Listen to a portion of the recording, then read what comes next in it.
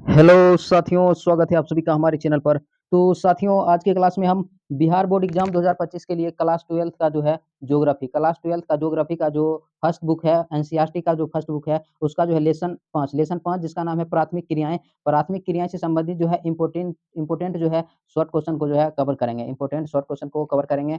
तो देखिए, तो पहला क्वेश्चन है मानव क्रियाएं और मानव क्रियाएं को हम ही कहते हैं आर्थिक क्रियाएं से आप क्या समझते हैं? तो मानव क्रियाएं या आर्थिक क्रियाएं से आप क्या समझते हैं? तो देखिए, मनुष्य अपनी आजीविका यानी कि मनुष्य अपनी आजीविका चलाने हेतु जिन कार्यों को करता है, यानी कि मनुष्य अपने जीवन को चलाने के लिए, अपनी आजीविका यानी कि जीवन को चलाने के लिए जो है जिन कार्यों को करते हैं, चलाने के लिए हेतु जिन कार्यों को करता है, उसे क्या कहते हैं? उसे क्या करता है? मानव क्रियाएं कहते हैं। ठीक है, तो याद रखिएगा कि मनुष्य अपनी आजीविका चलाने हेतु जिन कार्यों को करता है, उस कार्य को ही क्या कहते हैं? मानव क्रियाएं कहते हैं। यानी कि या इसको ये इस तरह से भी कह सकते हैं कि वे सभी वे सभी क्रियाएं जिनसे आय प्राप्ति होती है। आय यानी कि रुपया पैसा जो है प्राप्त होता है, उसे क्या कहते हैं? मानव क्रियाएं कहते हैं। तो इस तरह से हम कह सकते हैं कि वे सभी क्रियाएं जिससे आय प्राप्ति होती है, उसे उसे क्या कहते हैं? मानव क्रियाएं कहते हैं। तो याद रखिएगा, या इसको एक याद रखिएगा।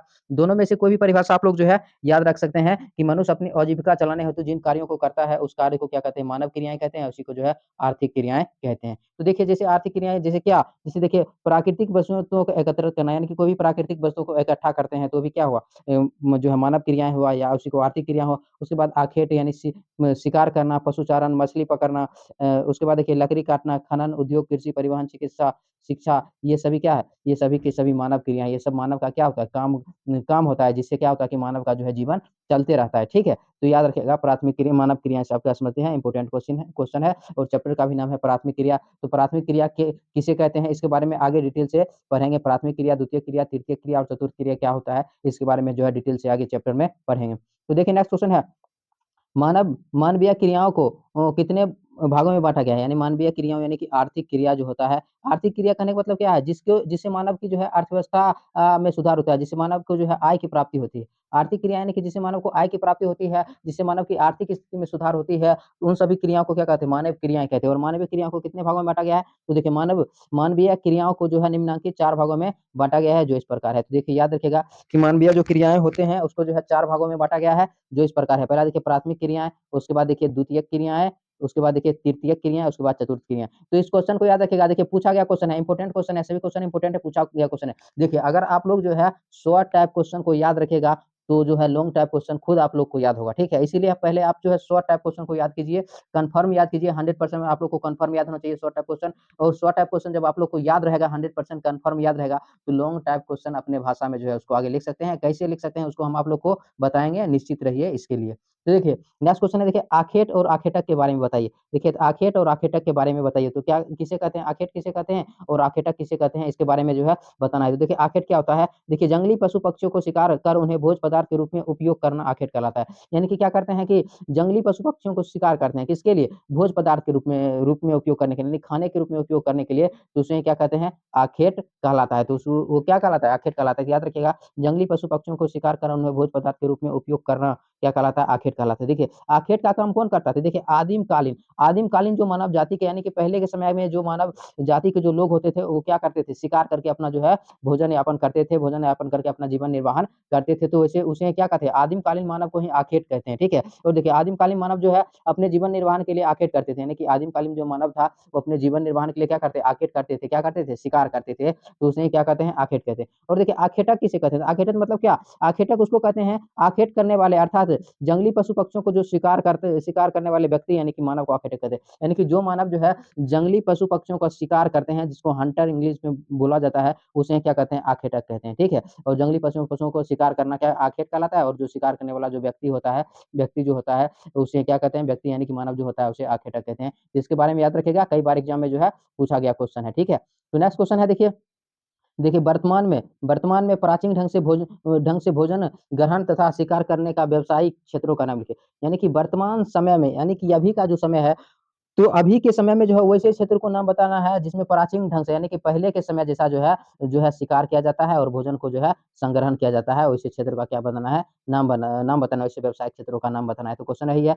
वर्तमान में प्राचीन ढंग से भोजन संग्रहण तथा शिकार करने का व्यवसाय क्षेत्रों का नाम लिखें, यानी कि अभी के समय में जो है वर्तमान में ऐसा कौन सा क्षेत्र है जहाँ पर प्राचीन ढंग से शिकार किया जाता है और भोजन को संग्रहण किया जाता है, उस क्षेत्र को नाम लिख रहा है। तो देखिए उत्तर में देखिए इस तरह से देखिए ऑब्जेक्ट को सब्जेक्टिव क्वेश्चन का आंसर को इस तरह से डिजाइन किया गया है कि अगर आप लोग इस तरह से लिखिएगा तो आप लोग को एग्जाम में एक भी नंबर नहीं कटेगा और लिखने का जो है सही तरीका एग्जाम में यही होता है। ठीक है, तो देखिए प्राचीन ढंग से भोजन संग्रहण तथा शिकार करने वाले व्यवसाय वर्तमान में निम्नलिखित दो क्षेत्र में किया जाता है, यानी कि वर्तमान में दो क्षेत्र ऐसे हैं जिसमें प्राचीन ढंग से जो है भोजन को संग्रहण किया करके जो है व्यापार जो है किया जाता है, व्यवसाय किया जाता है। तो देखिए पहला देखिए निम्न अक्षांशीय क्षेत्रों में, जैसे निम्न अक्षांशीय क्षेत्रों के अंतर्गत क्या क्या आते हैं, देखिए इसके अंतर्गत जो है अमेजन बेसिन, देखिए इसको याद करिएगा, देखो पहले ब्रैकेट वाला छोड़ दीजिए, ब्रैकेट जो यहाँ पर है तो ब्रैकेट वाला पहले यहाँ पर देखिए छोड़ कर देखिए ब्रैकेट वाला छोड़ दीजिएगा, ठीक है। इसके अंतर्गत देखिए क्या क्या आते हैं, अमेजन बेसिन बेसिन, उसके बाद देखिए ब्रैकेट छोड़ दीजिए, उसके बाद देखिए उष्ण कटिबंधीय अफ्रीका, उसके बाद देखिए ऑस्ट्रेलिया, उसके बाद देखिए दक्षिणी पूर्वी एशिया के आंतरिक क्षेत्र आते हैं। ठीक है, तो निम्न अक्षांशीय क्षेत्र के अंतर्गत क्या क्या आते हैं, तो याद रखिएगा अमेजन बेसिन, उसके बाद देखिए उष्ण कटिबंधीय अफ्रीका, ऑस्ट्रेलिया, उसके बाद देखिए दक्षिणी पूर्वी एशिया के आंतरिक भाग आते हैं। लेकिन हम ब्रैकेट में क्या क्यों लिखे, देखिए ब्रैकेट में ये सब हम इसलिए लिखे हैं ताकि इससे संबंधित ऑब्जेक्टिव क्वेश्चन पूछ लिया जाता है। इस तरह से पूछ लिया जाएगा, कहेगा कि कांगो बेसिन जो क्षेत्र है वो जो है किस महादेश में है, या तो किस महादेश में है, अफ्रीका महादेश में है।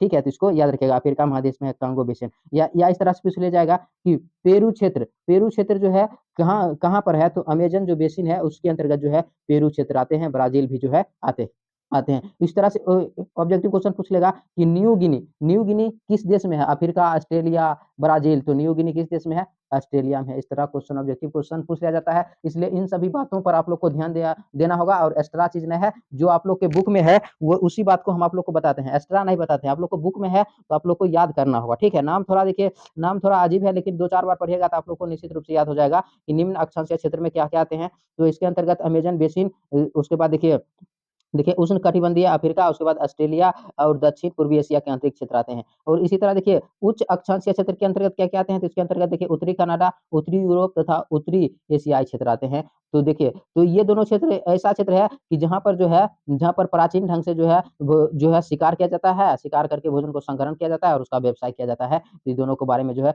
याद रखिएगा। कई थोड़ा देखिए क्वेश्चन इंपॉर्टेंट है, ठीक है, क्वेश्चन इंपॉर्टेंट है इसलिए लेकर आए हैं, लेकिन थोड़ा इस पर आप लोग ध्यान दीजिएगा तब याद रहेगा, दो चार बार पढ़िएगा तब याद रहेगा। इसलिए देखिए जो थोड़ा पढ़ने में जो थोड़ा कठिनाई हो उसको भी आप लोग को निश्चित रूप से उसको छोड़ कर नहीं चलना है, जो है बुक में जो दिया गया है उसको पढ़कर चलना है। एक बार में नहीं होगा, दो बार पढ़िए, दो बार में नहीं होगा, चार बार पढ़िए, चार बार नहीं होगा, आठ बार पढ़िए, लेकिन उसको छोड़ कर नहीं चलिए। अगर किसी चीज को छोड़ कर चलिएगा, वो एग्जाम में अगर पूछ लिया जाता है तो फिर आप लोग को परेशानी हो जाएगा। इसलिए जो क्वेश्चन है बुक में, जो क्वेश्चन है तो उस क्वेश्चन को जो है कवर करते हुए आगे बढ़िए। ठीक है, थोड़ा समय देकर उस पर को कवर करते हुए आगे बढ़िए। तो देखिए नेक्स्ट क्वेश्चन है, देखिए भोजन संग्रहण और आखेट व्यवसाय की प्रमुख विशेषताओं को लिखे, यानी कि जो भोजन को जो संग्रहण और जो आखेट जो व्यवसाय है उसका प्रमुख विशेषता है। तो भोजन संग्रहण मतलब क्या, संग्रहण मतलब होता है भोजन को इकट्ठा करना। तो भोजन को इकट्ठा करने में जो है आखेट होता है, यानी कि आखेट यानी कि जो पशु पक्षियों को जो शिकार करने का जो तरीका होता है उसे क्या कहते हैं, आखेट कहते हैं। उसका जो प्रमुख बोल रहा है विशेषताएं को लिखे, तो देखिए उत्तर में आप लोग लिखिएगा कि भोजन संग्रहण ओ वो देखिए आखेट व्यवसाय की प्रमुख विशेषताएं निम्नलिखित है जो इस प्रकार है। पहला नंबर देखिए, भोजन संग्रहण व आखेट नामक आर्थिक क्रियाकलापों को आदिमकालीन मानव द्वारा कठोर जलवायु दशाएं रखने वाले क्षेत्रों में किया जाता है। यानी कि जो आखेट का जो काम था, उसको आखेट का काम यानी कि भोजन संग्रहण करने का काम किसके द्वारा किया जाता था, आदिमकालीन मानव के द्वारा किया जाता था। कहाँ पर किया जाता था, कठोर जलवायु दशाएं रखने वाले क्षेत्रों में, यानी कि जहाँ पर जलवायु कठोर हो, कठोर यानी कि मतलब कि एक जो है कठिन जलवायु होता है, यानी कि जब जलवायु इस तरह से होता है कि जलवायु का एक समय ऐसा जाता है जिसमें भोजन नहीं मिल पाता है। तो भोजन जिस समय नहीं मिल पाएगा तो उसके लिए क्या किया जाता है, भोजन को संग्रह किया जाता है, ताकि जिस समय भोजन नहीं मिले उसका क्या किया जाएगा, उपयोग किया जाएगा। तो यही है कि यहाँ पर बोल रहा है कठोर जलवायु दशाएं रखने वाले क्षेत्रों में किया जाता था, क्या किया जाता है, भोजन को जो है संग्रहण किया जाता है। जिस तरह से अभी जो लोग जो है क्या करते हैं, खेत में अनाज को उपजाते हैं तो उसको क्या करते हैं, घर में जो है पहले जमा करके क्या कर लेते हैं, उसको रख देते हैं। उसी तरह जो है आदिमकालीन जो मानव होते थे, जो क्या करते थे, शिकार करके जो है भोजन को संग्रहण करते थे, इकट्ठा करते थे। किस परिस्थिति के लिए, जिस परिस्थिति में जो है जिस मौसम में भोजन नहीं मिल पाता था उसके लिए क्या करते थे,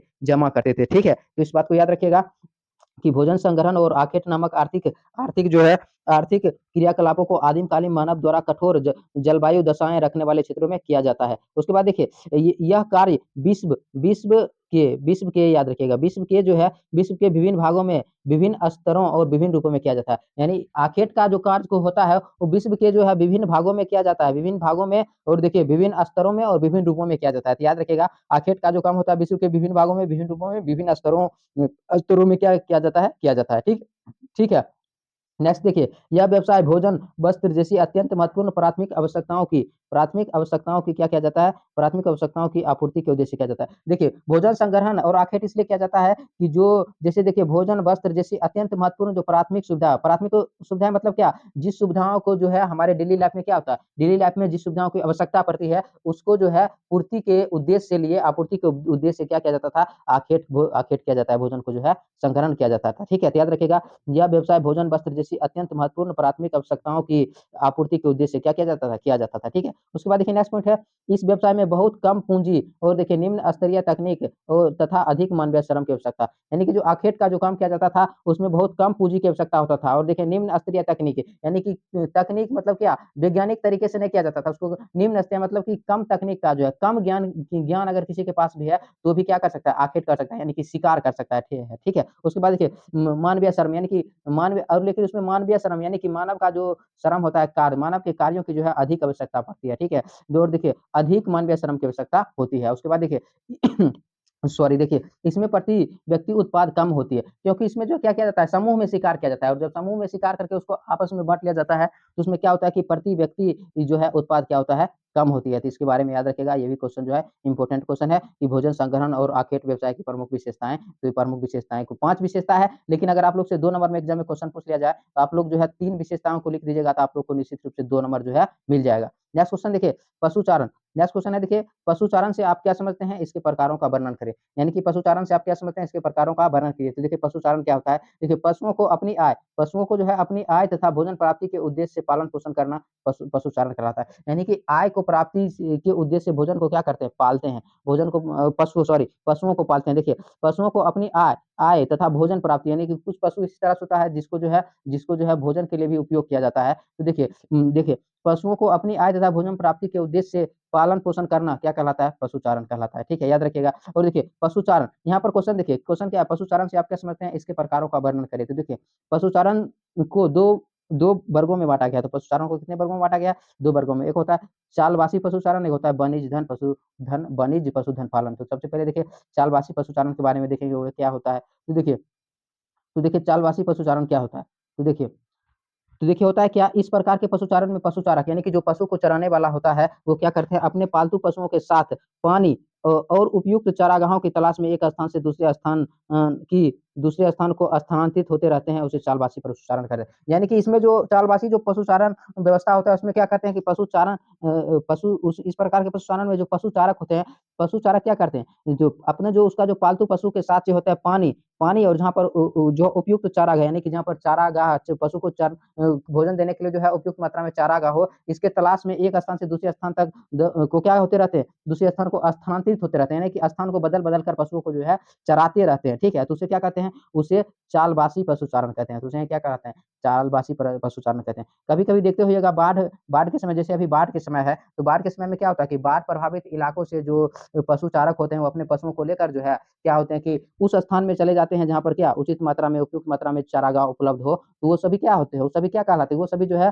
चालवासी पशुचारण कहलाते हैं, ठीक है? तो याद रखिएगा इसको, इस प्रकार के पशुचारण में पशुचारक अपने पालतू पशुओं के साथ पानी और उपयुक्त चारागाहों की तलाश में एक स्थान से दूसरे स्थान को स्थानांतरित होते रहते हैं, उसे चालवासी पशुचारण कहते हैं, ठीक है? उसके बाद देखिए वाणिज्य वाणिज्य पशुधन पालन, तो देखिए वाणिज्य पशुधन पालन क्या होता है? तो देखिए इस प्रकार के इस प्रकार के पशुचारण में पशुचारक अपने आस-पास के विस्तृत घास भूमि क्षेत्रों में और छोटे-छोटे जो है फार्मों में पशुओं का पालन-पोषण करते हैं, उसे वनोज पशुधन पालन कहते हैं। ये देखिए चालवासी पशुचारण का मतलब होगा इसमें चल-चल कर पशुओं को जो है एक स्थान से दूसरे स्थान तक स्थानांतरित होते रहते हैं, तो उसे चालवासी पशुचारण। लेकिन इसमें क्या कहते हैं, जो इस प्रकार में क्या होता है कि अपने आस-पास के जो विस्तृत घास भूमि वाला जो क्षेत्र होता है, उसमें पशु को चराया जाता है, ठीक है? उसके बाद देखिए छोटे-छोटे फार्मों में जो है पशुओं को पालन-पोषण किया जाता है, उसे क्या कहते हैं वाणिज्य पशुधन पालन कहते हैं। यानी कि इसमें क्या होता है कि इसमें एक स्थान से दूसरे स्थान तक स्थानांतरित होते रहते हैं, लेकिन स्थानांतरित नहीं होते हैं। इसमें या तो छोटे-छोटे फार्मों में पशुओं का पालन कर रहे हैं या विस्तृत घास के मैदान है उसमें पशुओं को छोड़ दिए और पशु क्या कर रहे हैं, अपना जो है भोजन प्राप्त कर रहे हैं। तो याद रखिएगा